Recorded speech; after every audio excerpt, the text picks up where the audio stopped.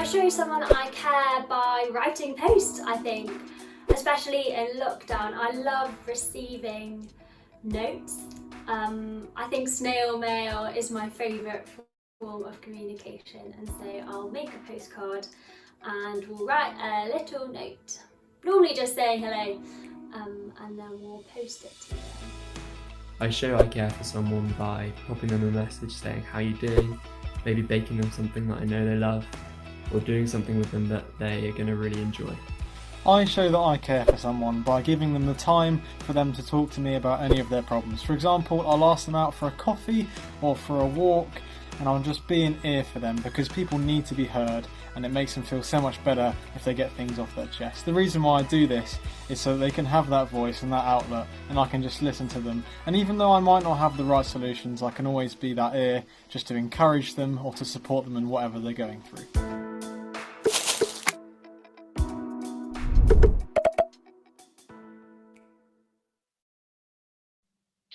Hello and welcome. We're so glad that you've joined us this afternoon at Encounter. We are the Christian Union. My name is Rad and I'm a second year biomedical science student and I'm the follow-up coordinator for the Christian Union. And my name's Luke and I'm a second year aerospace engineering student and also the treasurer this year for the Christian Union. To start off, we'd just like to clarify that thanks to the wonders of Zoom webinar, we really can't see or hear any of you. I'll quickly run through what we're going to be doing today. In a minute, we're going to introduce our speaker, Martin, who's going to be speaking to us on the topic of mental health. Does God really care how I feel?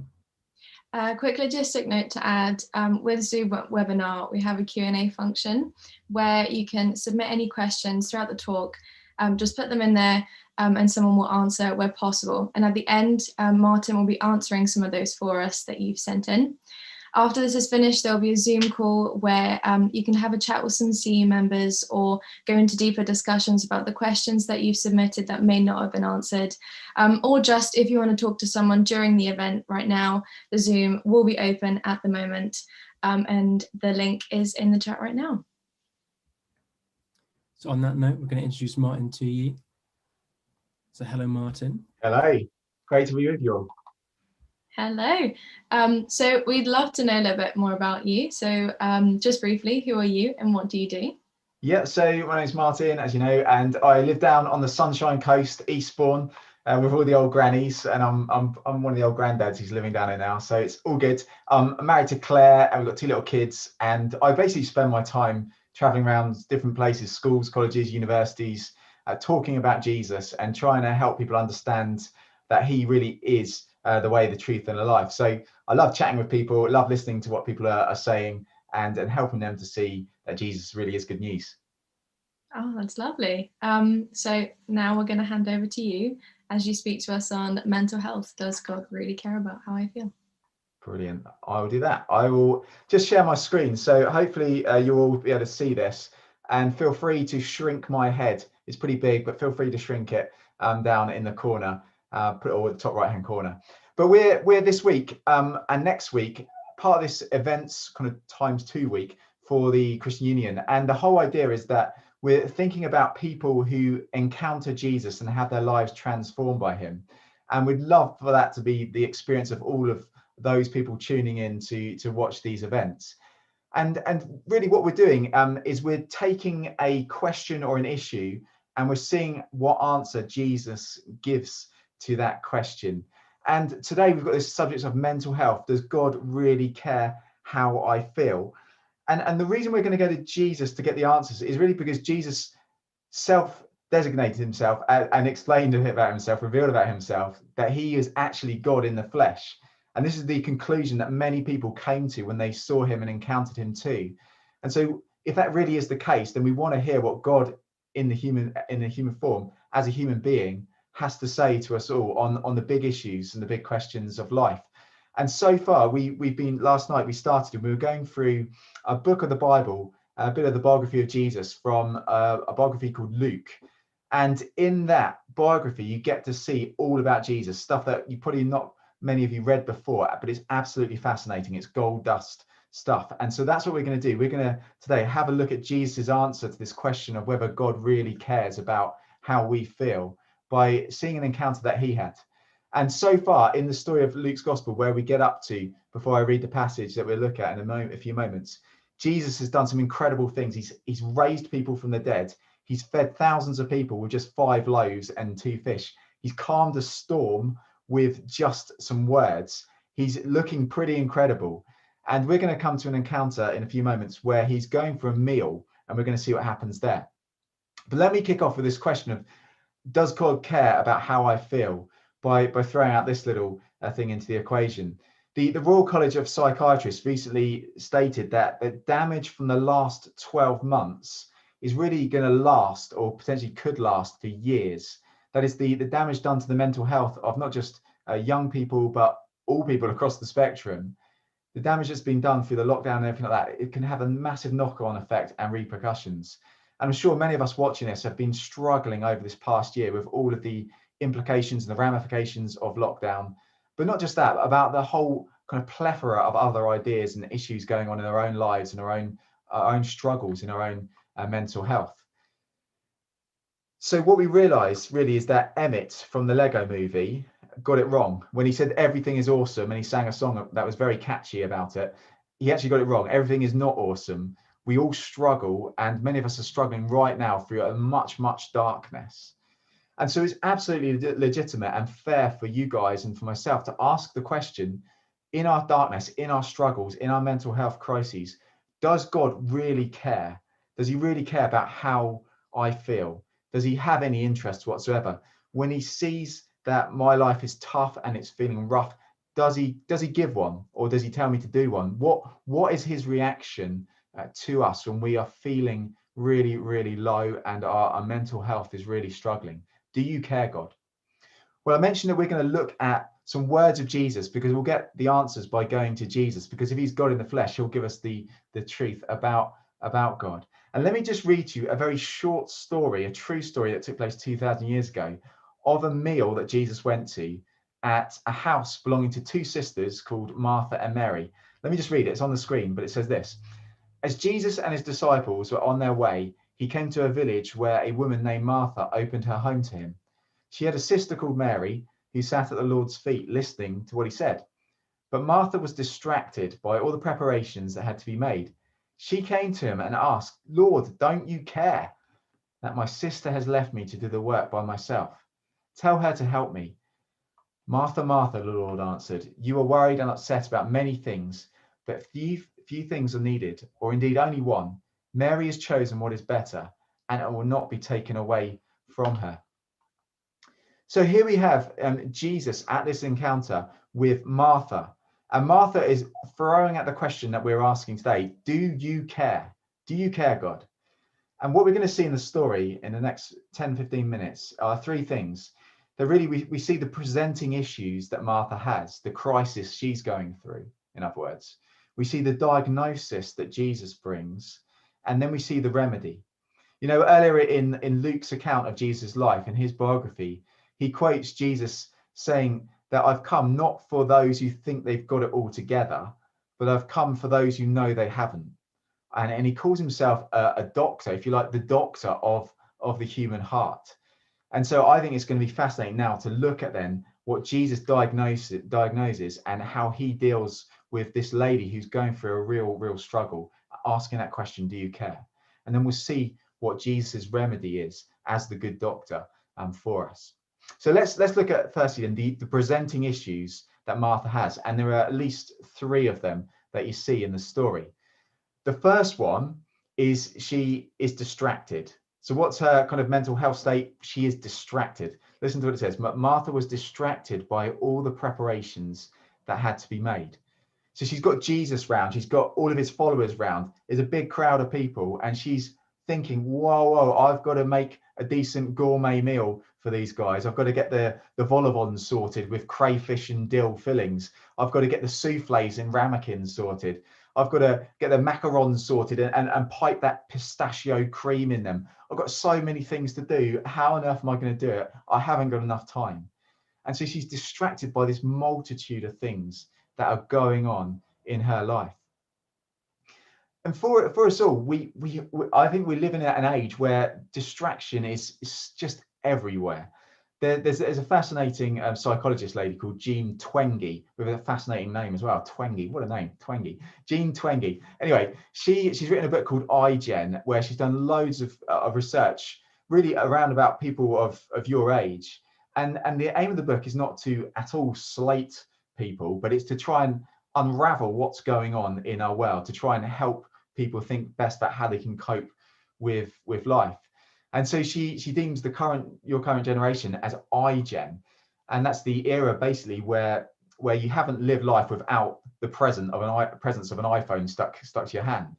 And this is through her research. This is what she says when it comes to mental health. She says this: the sudden sharp rise in depressive symptoms occurred at almost exactly the same time that smartphones became ubiquitous, were everywhere, and in-person interaction plummeted.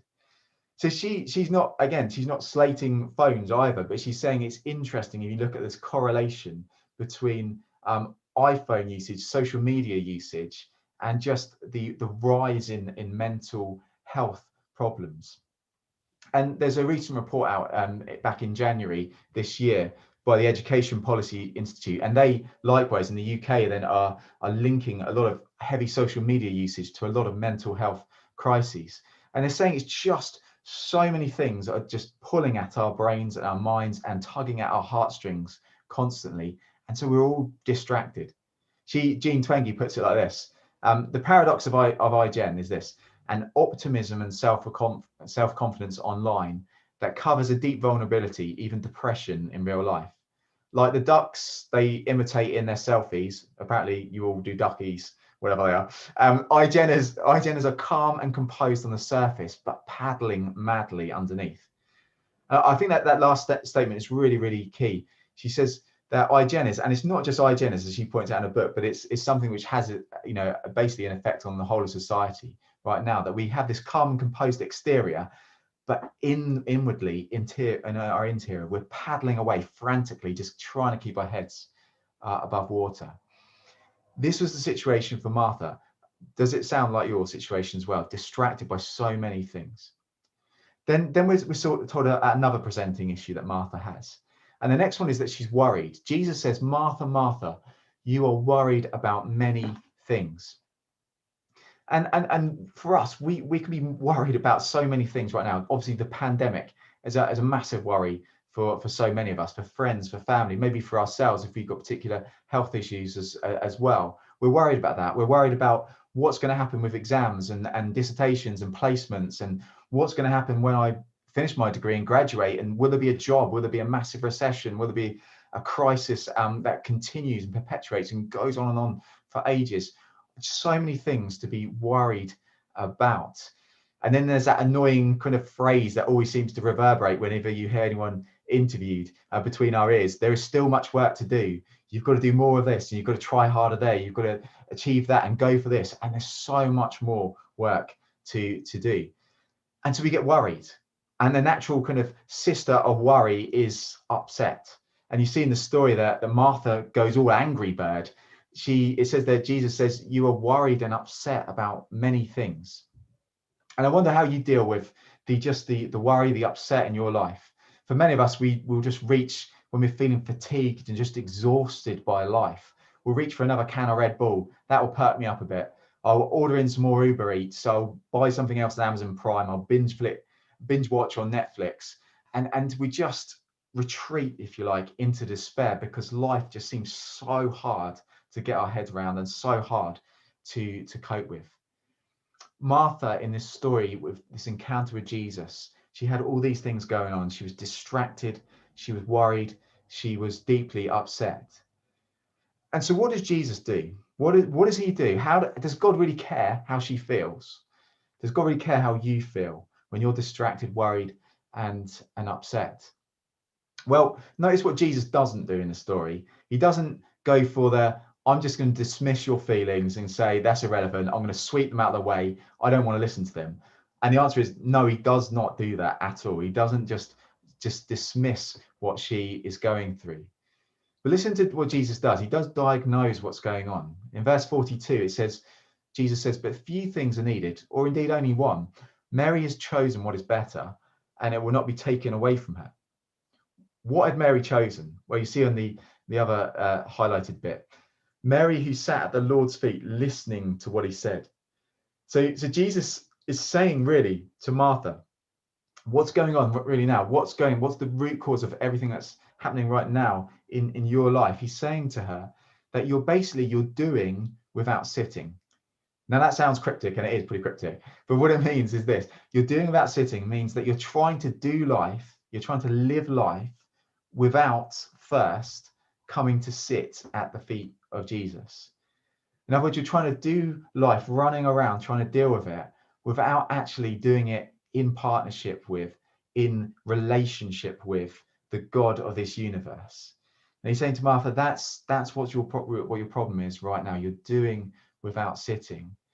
And we're living these frenzied lives like seagulls going after a scrap of bread, frantically trying to get and grab and go for life.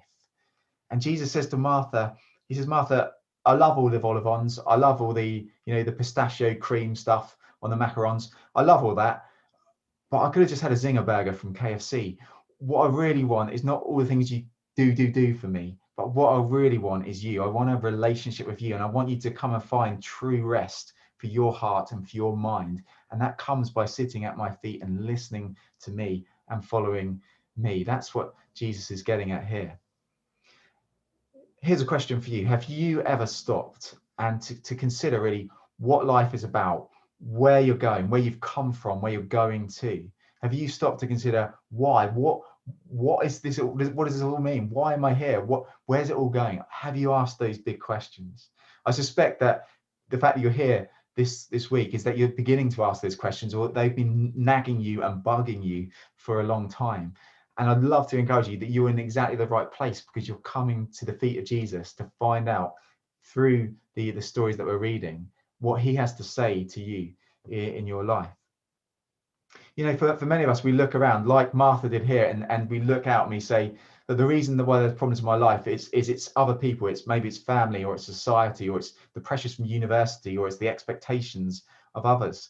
And those things can have a massive impact on our lives. And I don't want to minimize those for any second. But Jesus says there's an issue going on that is underneath all of those issues in our lives that we really do need to have sorted. And the issue is the one that you see in Martha's life. The issue is that we have this kind of this problem with God, that we keep getting God and us mixed up and messed up. We keep switching God's place for our place, and our place for God's. If you notice in the story, Martha comes up to Jesus, who is God in the flesh, and she says, you should be doing this. You, Jesus, should be going to sort out my sister, and telling her what to do. So Martha comes to Jesus and says, you should be doing what I say. In other words, she's saying that, Jesus, I don't rate your place as God right now. I think I should have that place, and you should be doing what I think. And that is really the story of humanity, that we end up doing that to God. We substitute ourselves for him, and we get God and us mixed up in our lives. And Jesus wants Martha to see this. But he doesn't just go, this is my diagnosis, enjoy, deal with it. Now he says, no, he says, I want to provide the remedy. And in fact, I am the remedy for you. It's not the Toms that you see on the screen. By the way, Toms have never been the remedy, not even in the noughties when they were very popular. But anyway, that's an aside. But the remedy Jesus is saying here is the remedy is to come to his feet. It's to come and sit and learn from him and follow him. Listen again to what Jesus says. But few things are needed, or indeed only one. Mary has chosen what is better. Mary sat at the Lord's feet listening to what he said. So Jesus says, come and sit at my feet. Because if you sit at my feet, you'll discover which direction to go in life. You'll know how to live life, how to do life, because he is the creator of the universe. So he's the one who's best placed to tell us. That's what he's inviting you to encounter, him, so that you can have your life centered on him, so that he will direct it in a way of goodness and truth and beauty. In other words, in his way.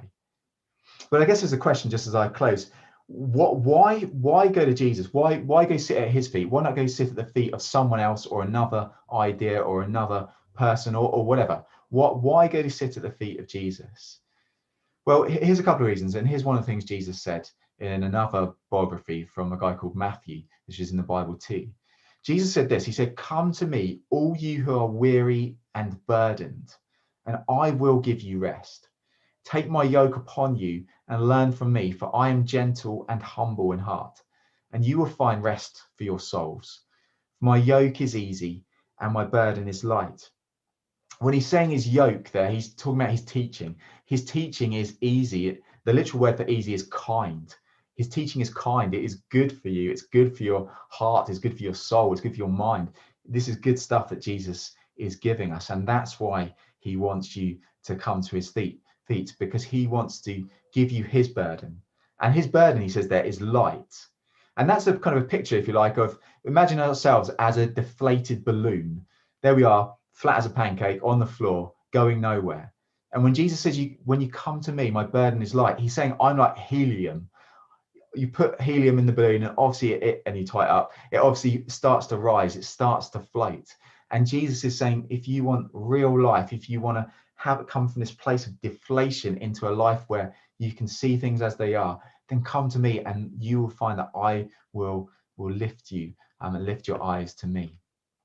So as we wrap up, do you care, God? How do we know? Well, Jesus makes that promise, and you can talk to Christians who will talk to you and say, yeah, Jesus has done that for me. He has lifted me. He's given this burden and taken this burden from me, and he helps me in my dark times. He helps me when I feel rubbish and when my head is spinning around. But how can we trust him? Well, those feet that Jesus said, come and sit at, are the very same feet that, as you read on in the story of Jesus, you find that those feet are nailed to a cross. Why is Jesus killed brutally and nailed to a cross? Why are those feet nailed to a cross? And the answer is, it's because Jesus came into the world with the mission of doing the opposite of what we have done to him. What have we done to him? Remember the problem earlier, we've got us and God mixed up. We've said, God, I want your place. You have my place. You do what I tell you.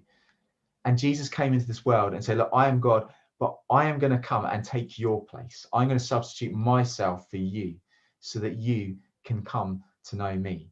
And Jesus, when he died on the cross, he was paying the price and the punishment for all those ways that we have tried to get rid of God and make him our servant. And he paid for all that on the cross. And 3 days later, he rose from the dead, and he offers then forgiveness and new life with him. And he says, come follow me, come follow my feet, come and sit at my feet and learn from me.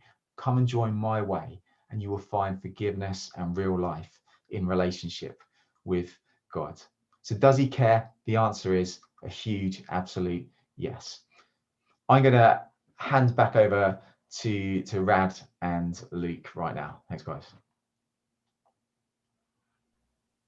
Thank you. That was wonderful. Thank you so much, Martin. So I hope that's explained a few things to you, or maybe left you some more questions, or maybe provoked a few things you hadn't considered before about Jesus and what he can do for us. We've now got the opportunity to answer some of those questions. So if anyone has any questions, do feel free to pop it in the Q&A function at the bottom and the little hotbar, and we'll try and get through as many of those as possible.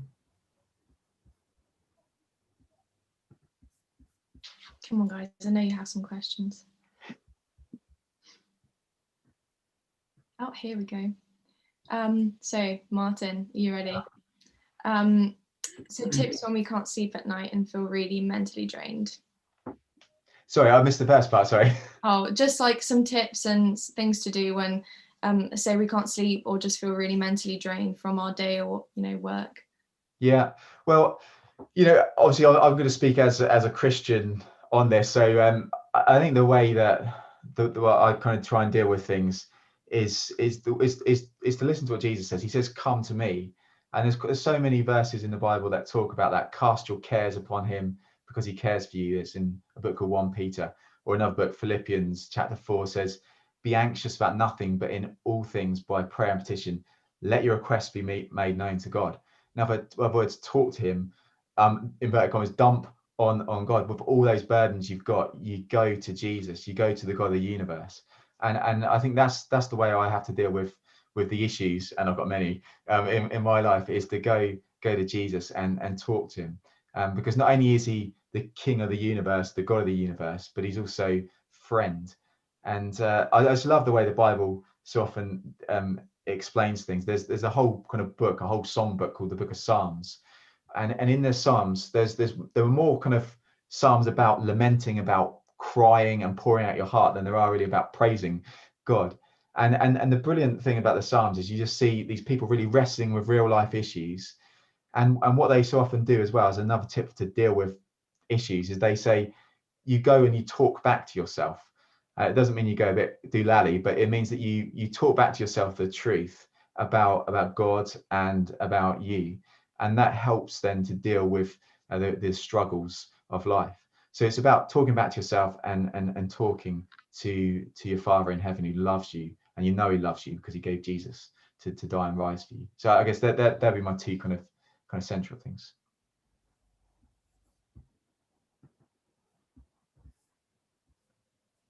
And on that note, whilst if anyone's typing up more questions, there's a friend of ours, of my wife and I's, at our church, who's done a lot of kind of writing and thinking through many kind of mental health struggles that she's had. And I just recommend to you the website, because it's full of real gems and real kind of helps to how to deal with mental health issues. And she's got a lot of links to various places as well, and good recommendations. And she's written a number of books as well. So the website is emmascrivener.net. So emmascrivener.net. So that's SCRIVENER, emmascrivener.net. And there's loads of brilliant kind of help available to you guys there. So we've got another question. Says, why does God love us if we're so bad to him? Yeah, I think because the Bible says that it makes a statement that God is love. So that is it. When we talk about God in terms of Christianity, the Bible talks about God. That God is, who is God, or what is God? God is three persons. There's God the Father, there's God the Son, that's Jesus, and there's God the Holy Spirit. And these three persons are one, in the sense that they are, that word one means united in their love for each other. So at the heart of reality has always been this what the Bible or theologians would call a triune God, who is this family God, this God who is love. And so for all eternity, before even the creation, before even the whole of the universe was created or made, then God the Father, Son, and Spirit have just been loving each other. That's at the heart of who they are. And love means to go out from yourself.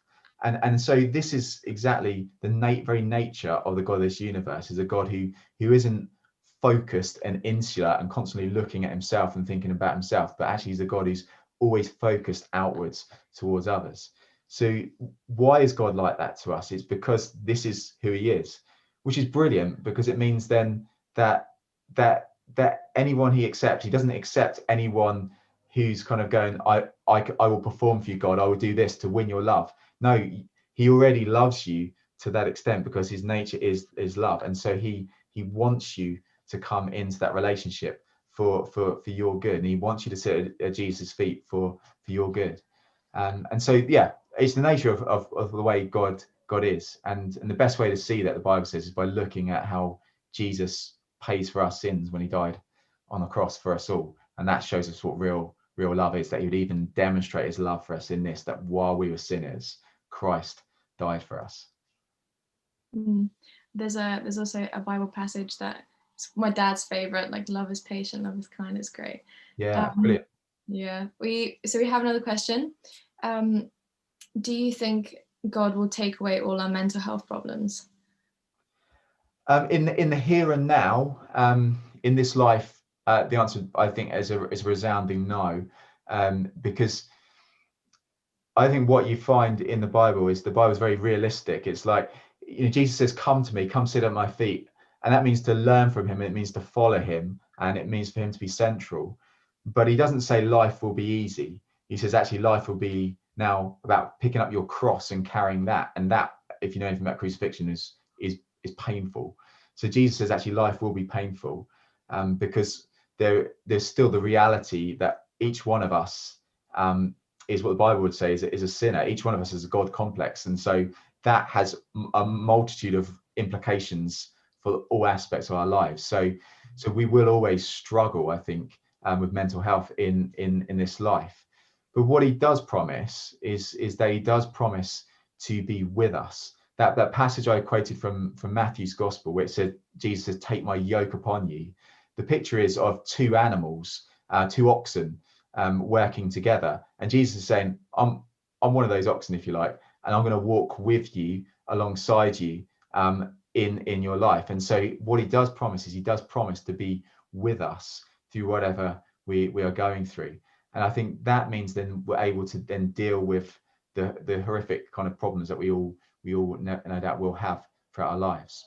But just to end on saying that Jesus does promise that for everyone who trusts in him, one day he will come back, and for everyone who has placed their faith in him, he will actually renew us completely. So he will transform our minds and our hearts, and sin will be gone, and tears will be gone, and the struggles that we go through will be gone.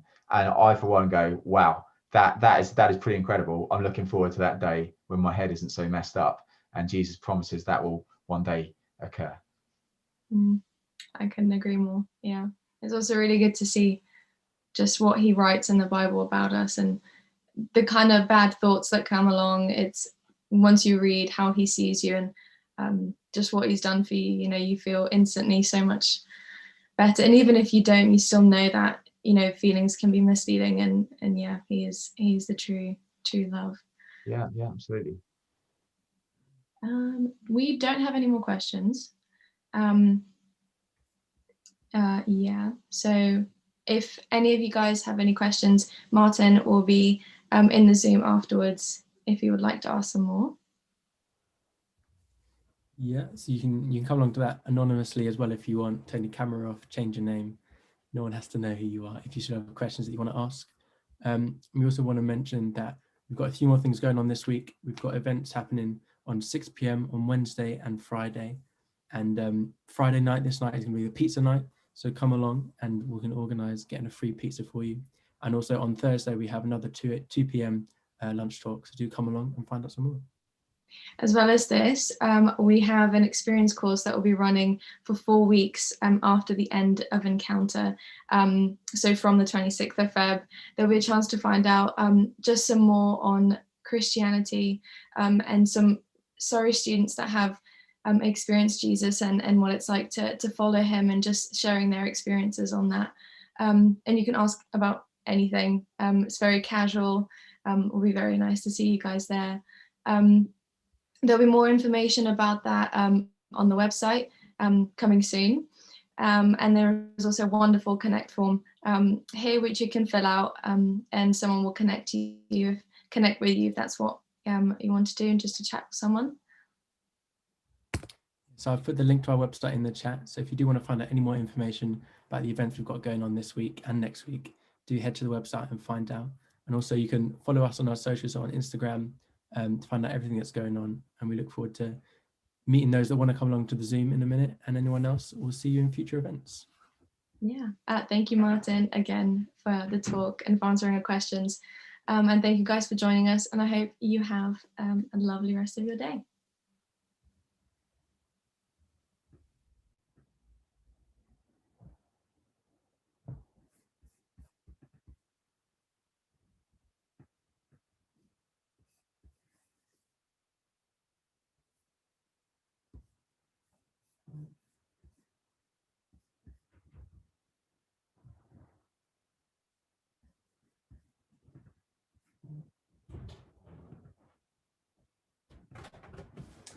Hello. No idea when the next